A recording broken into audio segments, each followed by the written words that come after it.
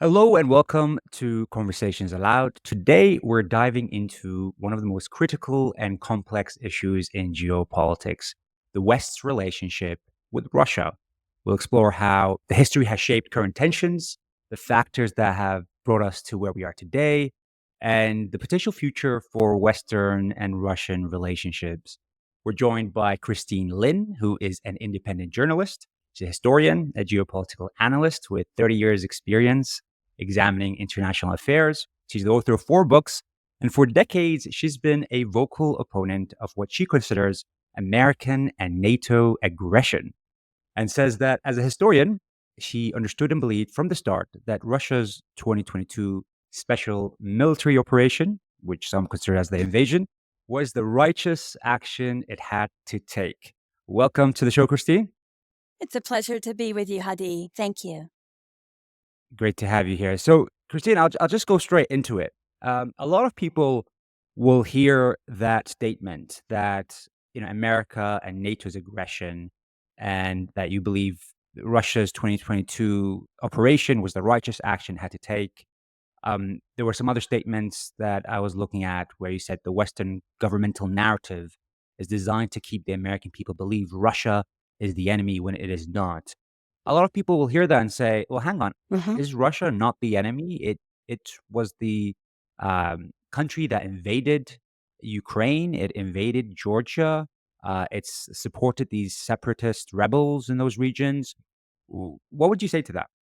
Well, I would begin by saying that everything you just shared is the official Western, U.S., British, NATO narrative, and the vast majority of civilians in such Western countries believe that due to the onslaught of their governmental propaganda, which is serving the purpose of hegemony. American hegemony has always what has been, led the United States foreign policy.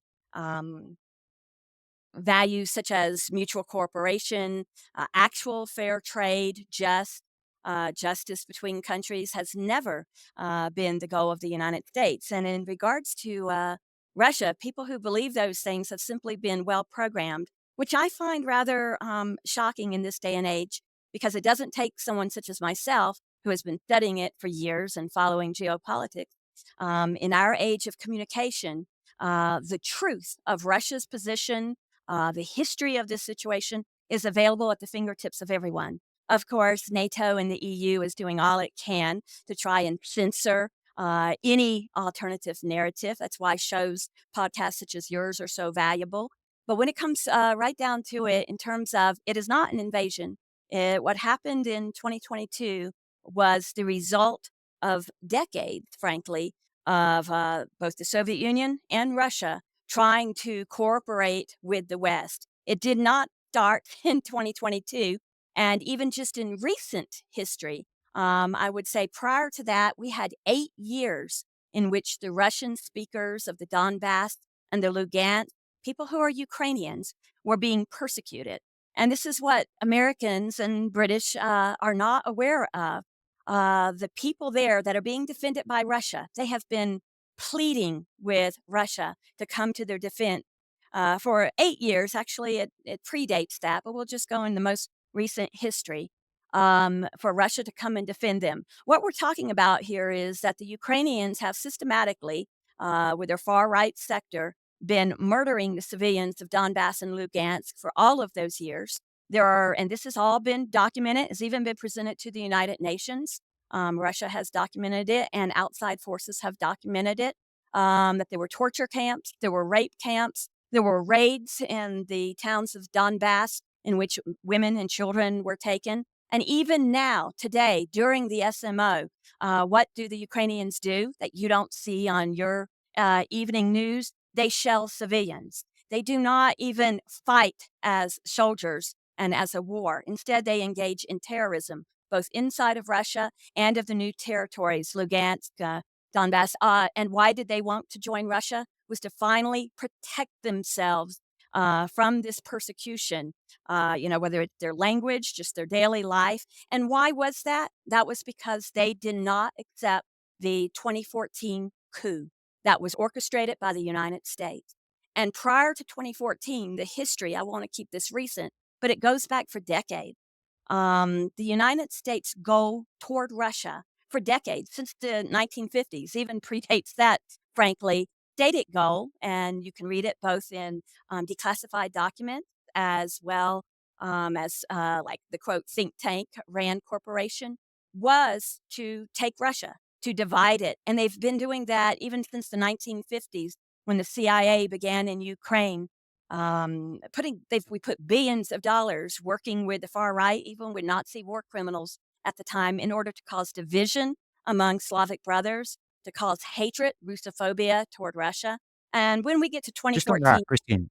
mhm, Sorry, Christine. A lot of people will be very confused too when you say the US is supporting the far right. Can you just mhm. elaborate on what you mean by that? Well, like I said, it began in the 1950s, the CIA in Ukraine. There were numerous Nazi war criminals there since there was a significant amount of Ukrainians that participated with the Nazis.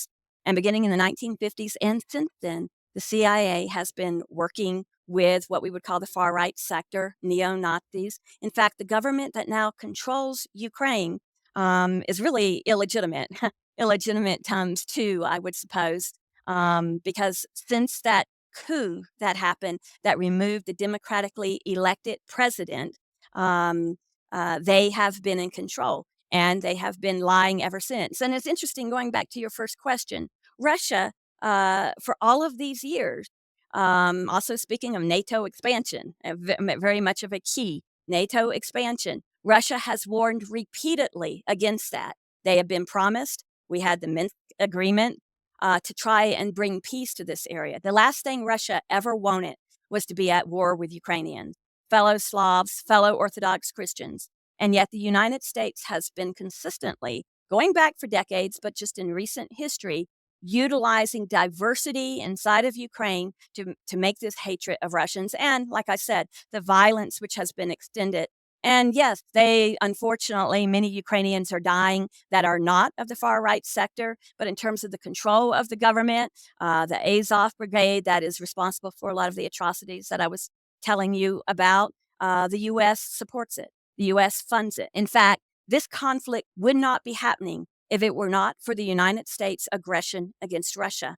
And it has been ongoing persecution of Russians in Ukraine, Ukrainian citizens who speak Russian, but also the encroachment of NATO and weapons completely against the Minsk agreements, which, as we all now know, as the former president of France and also Merkel, Zelensky himself have admitted that both Minsk I and Minsk II to bring peace to the area of Donbass, to solve this without any more deaths, were simply lies to Russia, which have been admitted by the guarantors in order to arm Russia for such a conflict. The goal of the United States, of NATO, of Britain, is well documented, is a strategic defeat of Russia.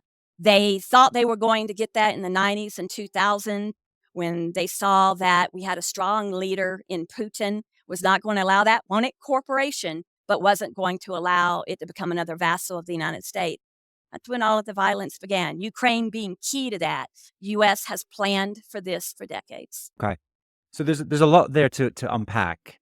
One thing that you mentioned there is the coup in 2014 and the Hmm. NATO kind of expansion. Yes. Yes. So you've got the US and the West kind of agreeing with Russia that NATO will not expand beyond a certain line, and throughout the years there's been an expansion. However, some people will argue that Ukraine, as a sovereign nation, is the one that gets to decide whether it wants to join this side or that side.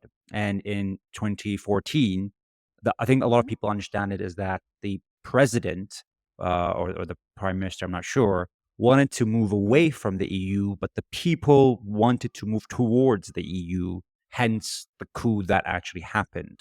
What do you say to the fact Right. that it was the people that wanted the movement more to the Western Europe, and Ukraine, as a sovereign nation, is the Hmm. one that gets to decide whether it wants to join NATO or not? Well, that would be great if that were the case.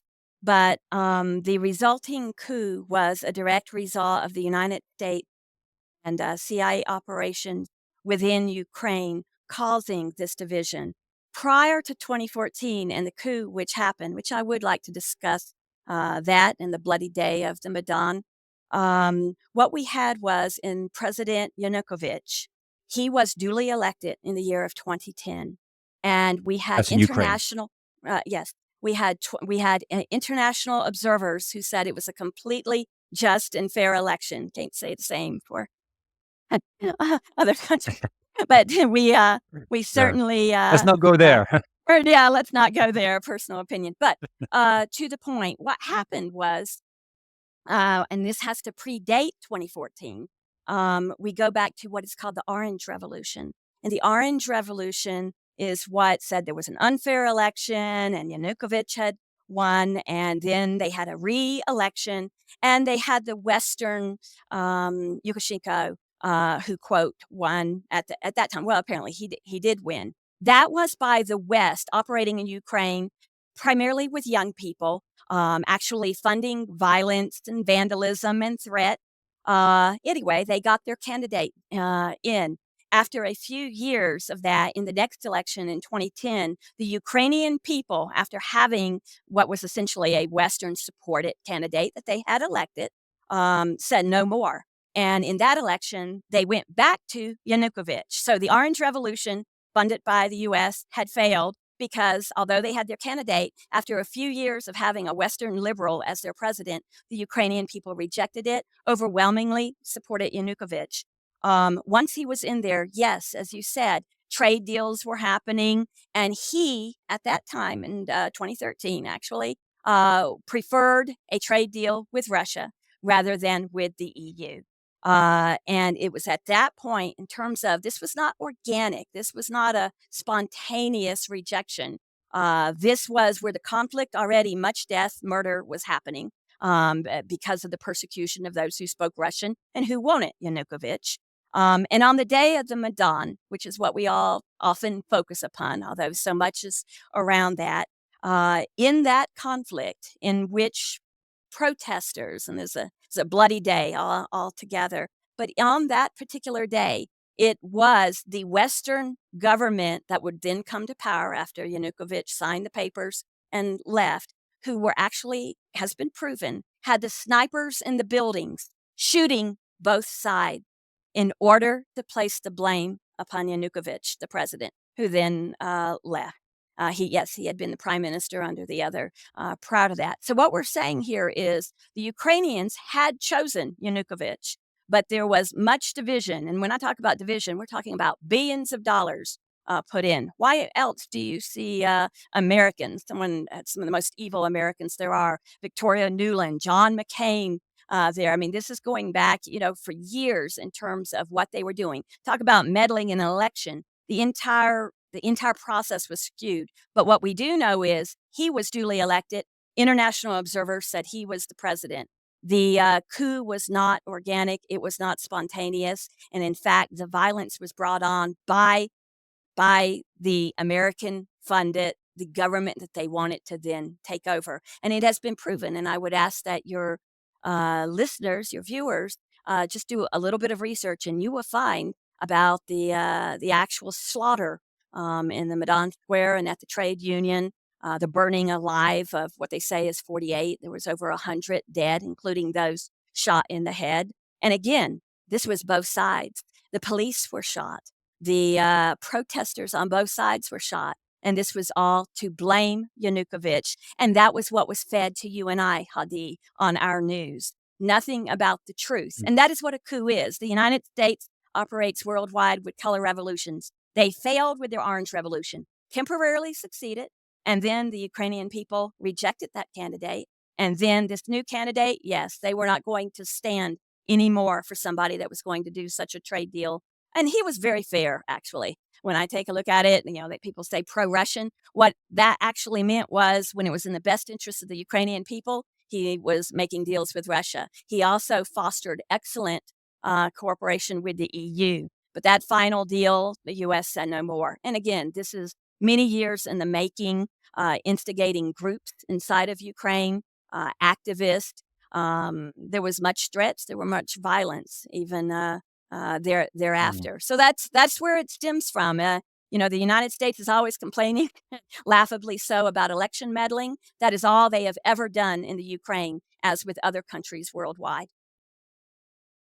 Yeah, I mean, to a lot of, I guess people in the US and in the West, they're not used to associating the US with coups around the world. But for Yeah. people that are in those regions, I come originally from the Middle East. Hmm. We have had a lot of experience with US involvement in how things should go the way they want it to go. Um, so the evidence, as you said, is there if you look for it. Right. People will always say, though, even though the US was supporting those factions, Russia was supporting their own factions in that region, and both committed a number of crimes against civilians in those regions. The difference is that America didn't have its own troops enter the region as opposed to Russia, which has been throughout the years doing that in that region, starting with Georgia, Crimea, and then the kind of eastern region. So people will kind of say, okay, sure, US is meddling, but the real aggressor has to be Russia because it is the one that is sending the tanks and kind of crossing over. And people Hmm. are I guess some people, a lot of people actually in the West are worried that where does this end? Where is that Hmm. line that Russia will be happy with? Is there Right. a line? Because it just keeps on kind of throughout the Well, years expanding. So, well, it how would you does. kind of respond to that? All right. Well, there's multiples. Don't let me forget your last question there about where does this quote end, But no, I would have to say Russia has never been the aggressor because they have repeatedly sought out peace. Uh, I remind everyone of Minsk 1 and 2. What was that about? Okay, NATO troops. I think for a lot of people, they won't know what Minsk 1 and 2 is. Can you just elaborate on them like Uh, slightly? Very briefly, yes, Minsk 1 pretty much failed. Minsk 2 is what they were trying to do was to stop the violence that was occurring between the people living in Donbass, Lugansk, the regions. Again, this is Ukraine, but these are Russian speakers who did not, well, first of all, they were being persecuted. They were not allowed to speak their own language, their book, even the practice of their religion. Look at what we have now, the fake CIA church. They want to pretend to be Orthodox to replace the Ukrainian Orthodox Church. There was much persecution of Russian Orthodox Christians or Ukrainian Orthodox Christians, but who recognized the patriarch. There was so much persecution. There was, as I said earlier in the program, so much death and shelling of civilians, Ukrainians against Ukrainians, solely because those were Ukrainians, Russian speakers who did not accept the persecution that ensued after the Western installed government, illegitimate government, was put there. Minsk was to bring a peace to the situation, to cease all of this. And of course, as you and I have already discussed, Russia's concern has been I can't see a more patient country than Russia. Incredible restraint during this conflict, by the way, most humanitarian military conflict I've ever seen. But they had not. Just to add on this, because when you compare the Sure. civilian deaths, it's interesting because there's two Yes. wars happening at the same time right now. There's the Russia-Ukraine war, and there's the Israel-Palestine war. The Yeah. Russia-Ukraine war, 2 years, 10,000 civilians. The Israel-Palestine war, 1 year, more than 40,000 Mhm. civilians. Right. And it just shows the disparity. Yeah, Yeah, but it's there's a interesting. common denominator here. There's a huge common denominator between that human U.S. demon Netanyahu, and that's what I consider him. And I do not consider that the Israel of the Bible. They are certainly not God's chosen people. What we have is a Zionist state. And since you brought it up, I would just share the common denominator between both of these conflicts. It is the United States that is responsible for all of the civilian murders that are taking place. And that's the people, the Russian speakers in Ukraine, now sadly soldiers on both sides. Same with what is happening in that Zionist state against the horrific murders of the civilians in Lebanon, now Lebanon and Gaza. And the common denominator is the United States. And this disgusting government of this country, it's deplorable, it's shameful the United States government, is responsible for the deaths in both of these situations. Because without the United States, going back to your previous question, supply of weapons to Ukraine in order to exact their strategic defeat of Russia, which has been their stated goal for decades, without the supply of weapons and billions of dollars to the demonic Zionist state, none of this would be happening. The Zionist state could not be exacting it. And this disgusting government, you bring it up, it's just as passionate to me. The United States, with their stupid excuse of a president, right now, in fact, any of them, it doesn't matter, Democrats or Republicans, it makes no difference. They both agree on American hegemony, and they have never cared about civilian life. And what we see happening by the Zionist state in Gaza and in Lebanon is a clear example. And what I am telling, some of your audience might understand and grasp that. It is identical, though with less death at this time, happening in Ukraine. It is the United States. And what is the purpose of the Zionist state? Why did the UK place it there? Again, for strategic advantage, right in the Middle East. They want to complain that they're surrounded by their, quote, enemies. They have been the enemy since the beginning. Again, like the Minsk agreements, there was never going to be that. They wink to Putin sitting there that we are going to have peace and not continue the expansion. It was lies so that the U.S. and NATO could supply the weapons. Maybe not, quote, troops on the ground, but that certainly doesn't extend to now. But certainly the weaponization. Same thing goes with the two-state solution that supposedly, that was wink also. There was never going to be a two-state solution. Again, Western lies. Why? For Western hegemony at the expense of civilian death. And it is just extremely just disgusting to see. And that's what people need to realize. To me, the truth is my highest priority in life. And the truth is, when you see someone who is a liar, when you see someone who lies to you daily about what is going on in the Zionist state, what is going on, and if you accept that, more of your viewers might be aware of that, then do not think that they're telling you the truth in another conflict. The entire history of the West and NATO, what was NATO set up for?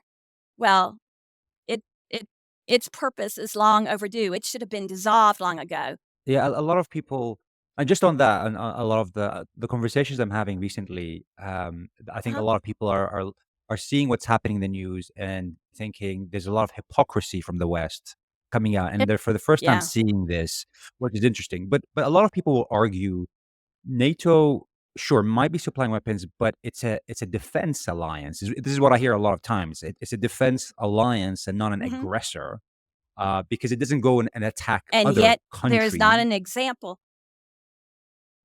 Oh, but it does. When we take a look at, in fact, you take a look at the last 50 years, all of the military conflicts. You think about Serbia, you think about Iraq, you think about Libya, you think about Syria, all of these, the aggressor has been NATO, along with, as you said, the hypocrisy, talking about defending democracy. Number one, the United States, and since I'm an American, I will speak from that perspective, has no business being in these other countries. If you wanted to focus upon your country, that's what it was founded upon. Those founding principles were left long ago. American hegemony is what ruled United States foreign policy. There's never been a time, essentially, that it hasn't, and there's never been a time that it's not involved in these military conflicts.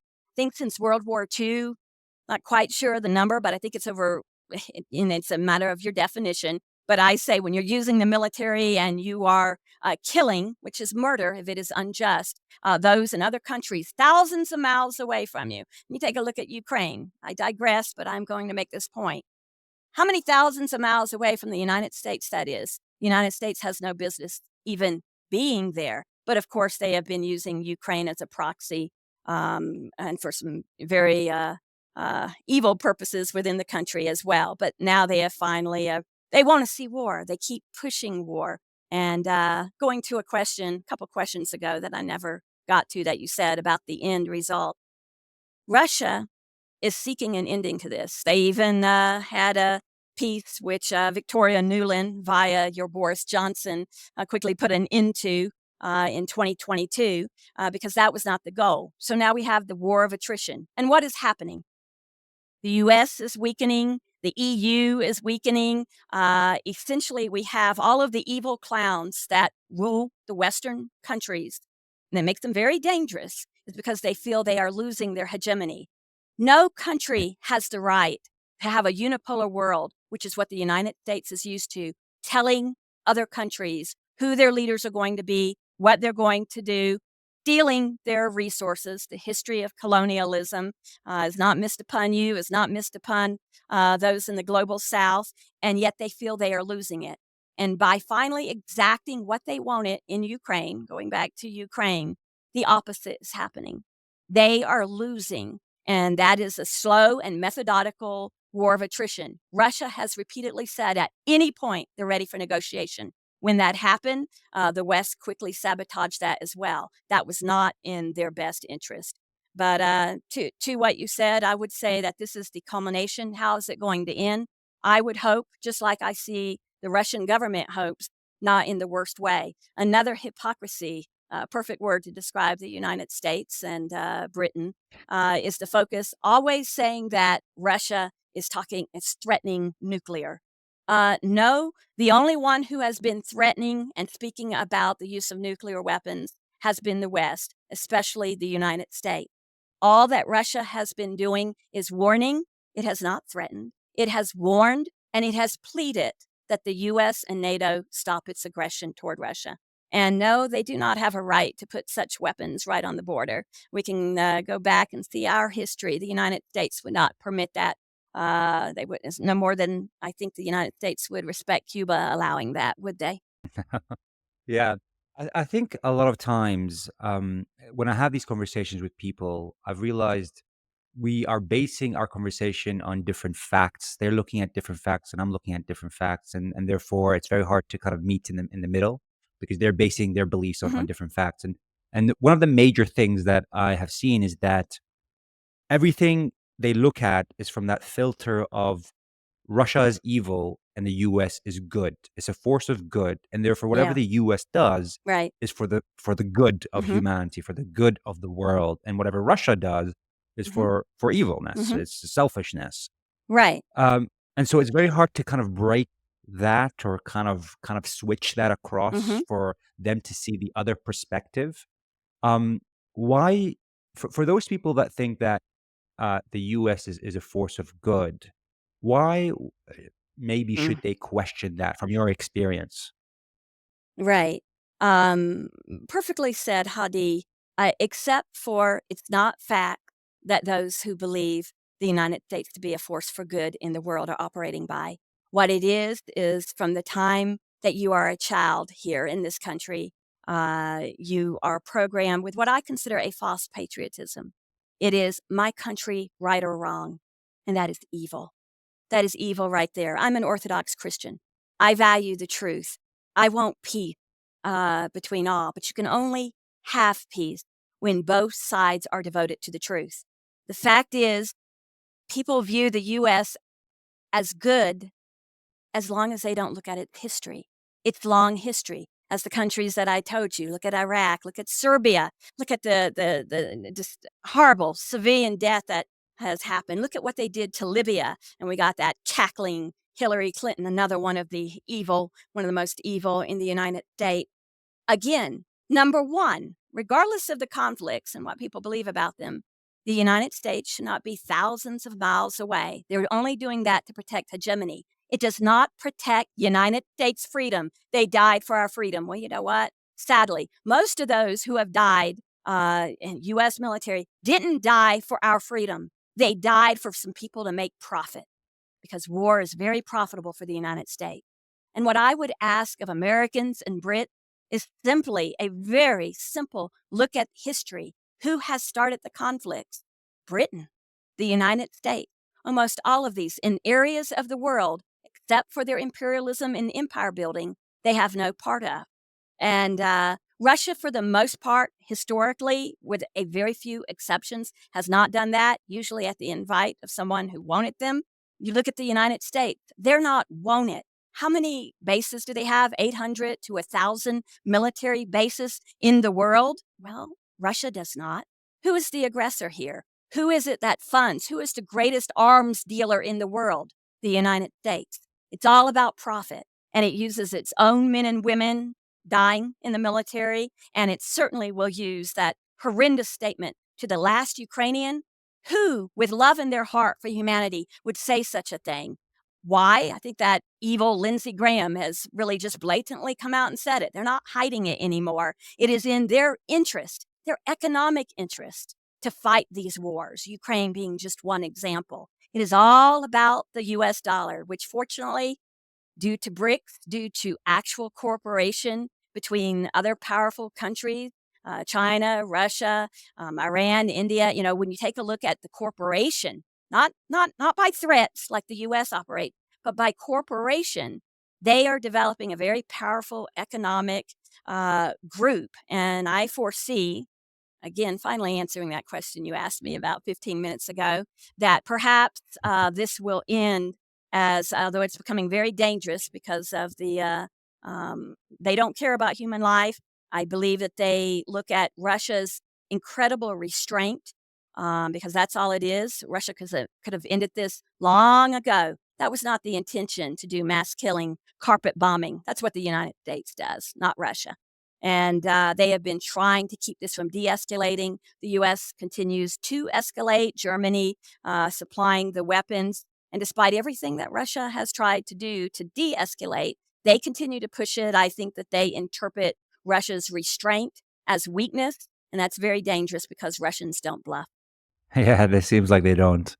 Um, a lot of people might kind of accept that, okay, Russia, the U.S., when you look at relatively, the U.S. is an aggressor. As you said, it has 800 bases around the world, which is a crazy amount of bases to have. Yeah. It controls the flow of money, which means it has power over how things run in a lot of countries. At the same time, people will say, do I want Russian influence or Russian expansion, or do I want Right. US expansion? And people always Right. choose, I want US expansion because in the US, Right. it's a Right. democracy. Sure, it's Oh, man. corrupt and there's Corrupt a as lot can of be. issues. Corrupt. There's a lot of issues, but Sure. I have Okay. some freedom. I get I it. have some liberty. Yeah, I I sound look at like their Russia. stupid phrase, where I at look at least I Russia know I'm free. Really? but I look at Russia and they live under certain Right. circumstances that I Right. would not want. Right. Journalists will get Y imprisoned just Right. for saying the wrong thing or things like Right. that. How would you kind of I guess Mhm. is it a reasonable something to be scared of? Is it Okay. irrational? How would you respond to Mhm. that? Well, I would respond to that what you just shared is exactly what very well programmed Americans and Brit believe due to what their government has been telling them for decades. The fact of the matter is, life in Russia is absolutely wonderful. I believe it's actually the hope of the world due to its endeavor to have fairness and trade and not using its military might nor economic might and China in order to actually have peaceful coexistence. Um, the characterization of Russia there is not the Russia of today. I think it is a view of Soviet oppression from years ago that the United States wants Americans to believe. Life in Russia is absolutely wonderful. It's a beautiful, clean society. The population is about 145 million. And think of this, there are over 190 ethnicities of various faiths, both Christian, Islam, next Judaism, Buddhist, that are coexisting in relative predominant peace. The society itself, medical care, the education that is offered all children is wonderful. And in terms of the freedom to express, that is one of the Western lies about journalism there. No, the narrative is not controlled by the Russian government. In fact, I read many Russian newspapers and listen to different broadcast television shows. And some maybe, quote, sound pro-Russian from the Russian perspective. There are plenty of newspapers operating that are anti the SMO, even anti-Putin. freedom of speech is most certainly protected there. In fact, I would say that you have more freedom in your life and an ability to have a quality of life. The standard of living in terms of your work hours and what your dollar, your ruble, buys is so much more. It's actually, I would have to say, an example for the world. To your point of expansion, I don't want to see American expansion. And you know what? Russia is not trying to expand. That is another one of the big lies. If it had, it would have been doing that for years. It has not been doing that. Ukraine has nothing to do with expansion, just self-defense of Russia versus the lies that it has been told before you put serious weaponry on its borders, and also protection of millions of people who are being persecuted. But life in Russia is good. Frankly, it is far superior to life in the United States. Yeah, so that's interesting. A lot of people will be shocked by what you're saying. I, to some extent, I think in terms of quality of life, probably Mhm. I can imagine Russia, your money kind of goes more for what you can buy. There is a number of ethnicities and religions that can be practiced. But are you saying that from a freedom of speech, freedom of Mhm. expression, Oh, yes. I'm a from writer. what we hear, That's what's important to me. okay, That's what's important to me, Hadi. As a from writer, what is we that hear is freedom. that this from what we hear is dissent is quickly, stamped on. The opposition leader is Mhm. jailed. I forgot Oh, his wow. name, but he was Uh, jailed in Navalny, that little Russia. pipsqueak. Yeah, he had almost no support in Russia. It was another big US lie, when he tried to, his, political movement, again, funded by the United States. They really got in there in the 1990s, 2000s, early 2000s with the NGOs and, quote, charities, Soros. Uh, It's not a conspiracy But theory. He is also so invested in Ukraine. But no, the freedom of speech, because there is opposition, that can be expressed daily. It is actually a lie in terms of that you're not allowed to express yourself. As I said, every single day there are newspapers published. You can read them online that are against Putin, against the SMO. The only thing that's not allowed, I would say, is an outright uh, lie, such as Bucha, for example. That was and has been proven repeatedly to be a false flag, a creation of not creation, something made by. I'm not going to use the beautiful word creation for what the Ukrainians did there. But for example, that was a lie. That it exists by. I would say this. I'd like to say this. Almost everything, and I have researched it. I'm objective. I came into this as a historian. I have researched it. Almost everything that you hear Ukraine or the United States government accuse Russia of is what they themselves are guilty of. In terms of Russian society, no, there's absolutely no Russians. I read the literature. You can most certainly express opposition. The opposition leader you were referring to, Navalny, I called him a little pipsqueak. His support amounted to almost nothing in Russia. He was considered a joke. And also, to go back to something we previously talked, it would be nice if people would search out some of his early videos and hear some of the hatred that he spewed. Incredible, enormous hatred, reminiscent of Nazis, as far as his hatred of others. Anyway, very little support. They are allowed to exist. They exist now. They can have their little small gatherings and go out there and protest. There is no heavy hand. What's not allowed, unlike in the United States, is vandalism isn't allowed. Actual attacks upon a government building is not allowed. But peaceful protests are allowed, and there's no crackdown on that or your free speech. Frankly, as a writer, as I said, I would have much more freer speech in Russia than in the United States. The media, the mainstream media here, is really just another arm of the government. It's a joke. It's a joke, even in writing. uh, Just like if you go back to the virus and the injections, the United States government got involved with the major media and talk show hosts not to allow anyone with an opposing viewpoint. How? You use the dollar. So no, I don't yeah, feel that we have I that think freedom as on they that do in Russia. I think on that was evident, the kind of collaboration between the media and the government when they kept on saying Biden is fine, and then he did that debate with Trump, and it was very Oh, obvious that he is not fine, and they've been lying yeah. about it for a very long time, and it kind of like you saw it crack. That was the moment that whoever didn't believe that there was a collaboration saw it there in that moment and saw the crack appear.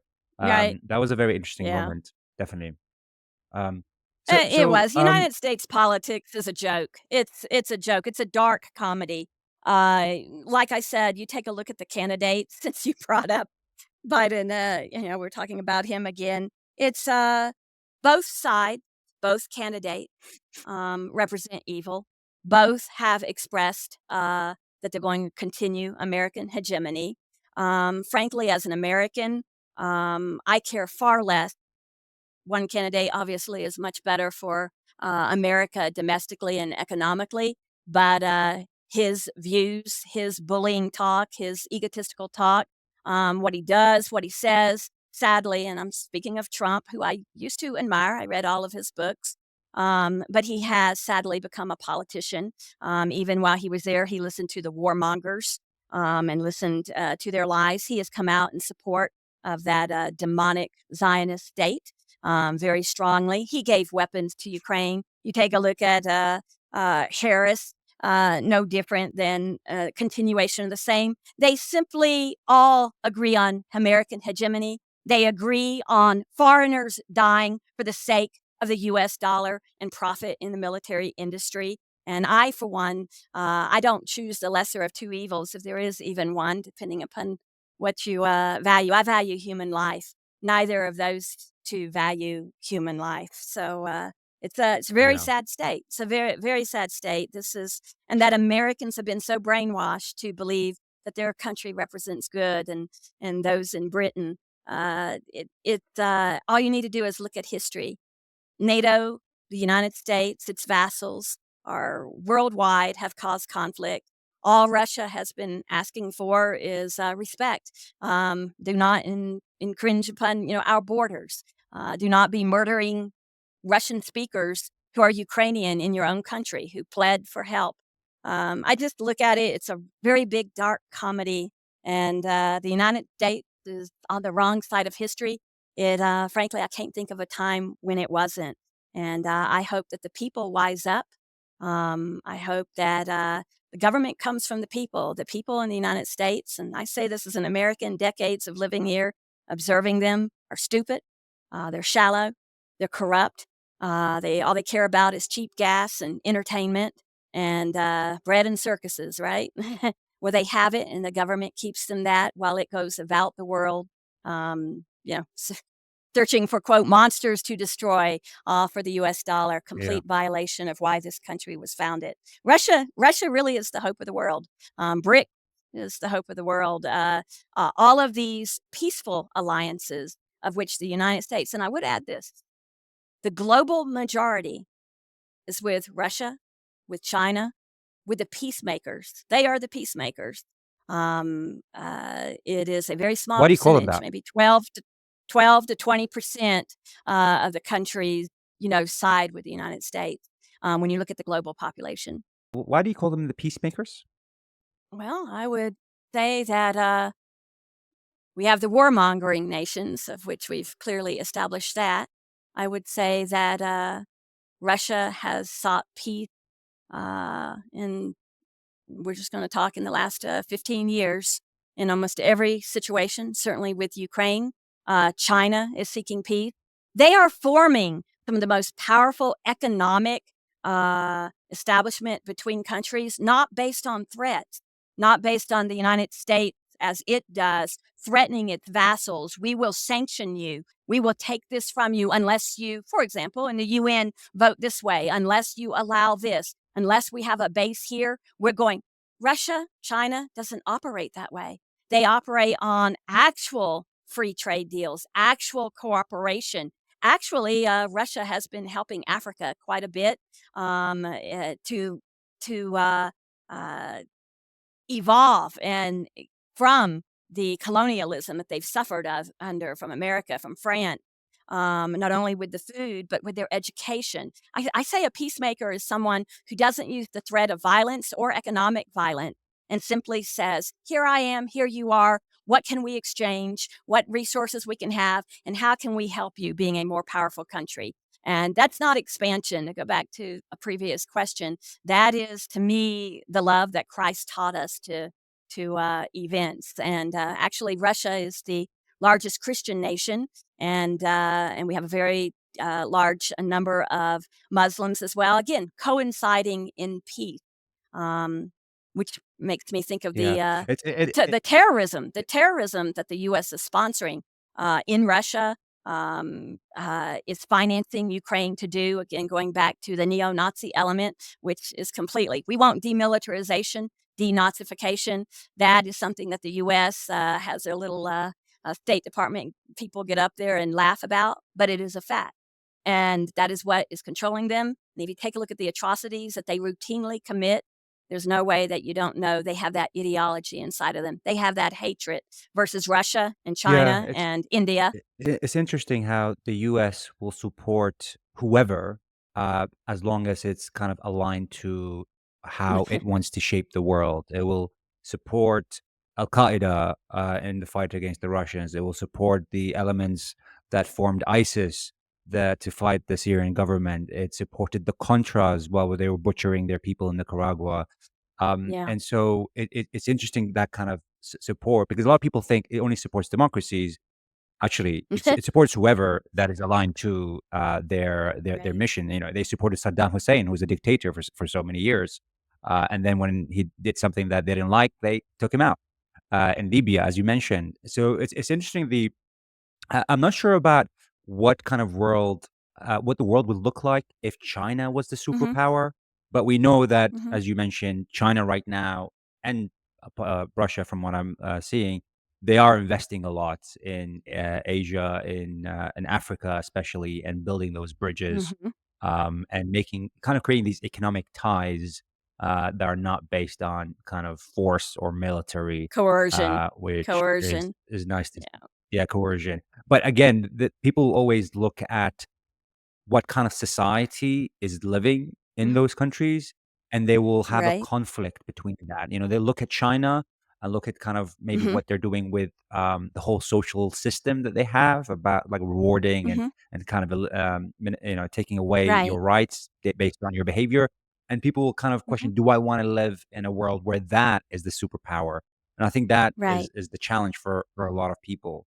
Um, Right. just to kind of, I've really enjoyed this conversation, but I just kind of want to end it with, what are you most fearful about, and what are you most excited about for the future? Okay, I must add something to your last comment very quickly. It's not a matter of looking at China as the superpower controlling, or Russia controlling, or Brazil or India. Yeah, but most certainly Russia and China is what people think about, because these countries do not have a hegemonic goal, unlike the United States, unlike NATO. So if you don't want to live under a Chinese government, don't move there. If you don't want to live in Russia, then don't move there. Actually, many Americans are moving to Russia. It's a much healthier life, especially for your children. The Christian values, and it's not a Christian government; it's a secular government, but it influences, I'd say, the commonality of the major traditional religions, the values of family, and so many are actually moving there. But the difference is a unipolar world where the U.S. has that control and expansion versus a multipolar where none of said countries, including Russia and China, want hegemony. They simply want peaceful cooperation. You asked, what do I fear? I don't fear anything. I'm a Christian. Jesus said so many times to us in the Bible, fear not, nor be afraid, for the Lord thy God goes with thee. I don't believe in fear. In fact, I look at there's only fear and love that motivates people. All of our other feelings come from one of those two emotions. The U.S. is a fear-based country. The Americans are fear-based. So many of the vassal states are fear-based. That's why they don't stand up to America, although that's changing. Like I said, the hope to know that there are strong powers that will support you against the colonialist, the imperialism. But I don't fear anything, and I don't fear nuclear war.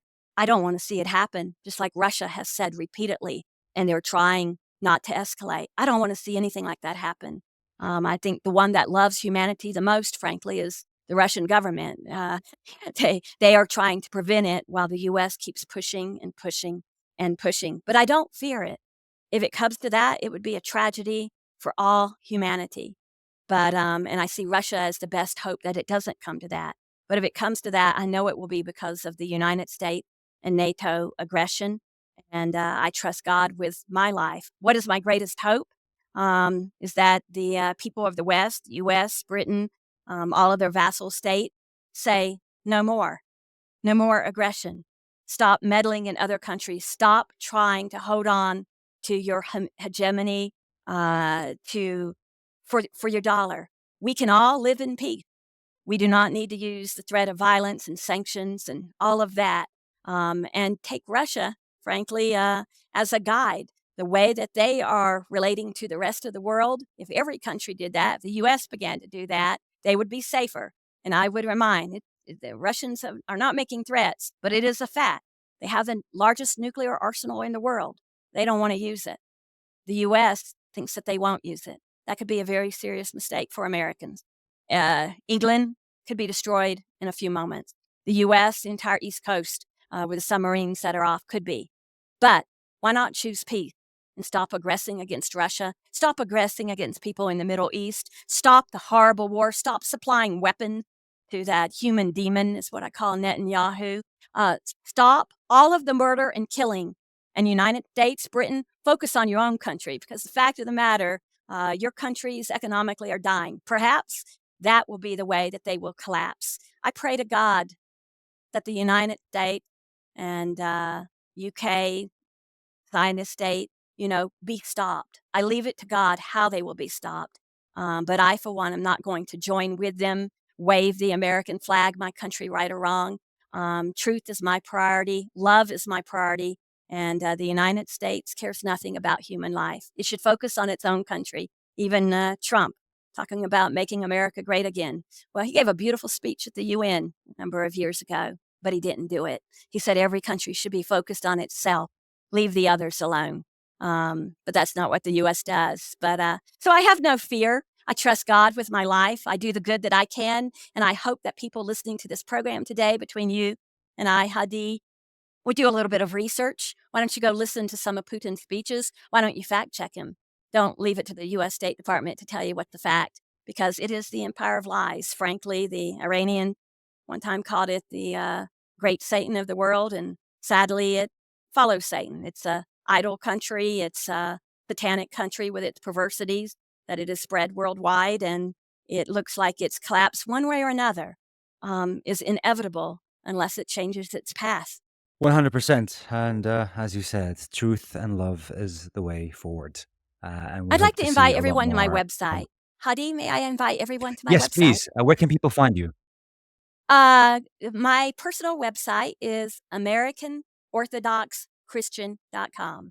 That's www.AmericanOrthodoxChristian.com. And in it, I bring my geopolitical knowledge as a historian combined with the spiritual aspect as a Christian. And I invite everyone there. And I want to tell you, Hadi, it has been a pleasure speaking with you for your viewers today. Thank you for having me. Thank you so much for joining and having this, I think, important conversation. We'll add the website in the description so people can find you over there.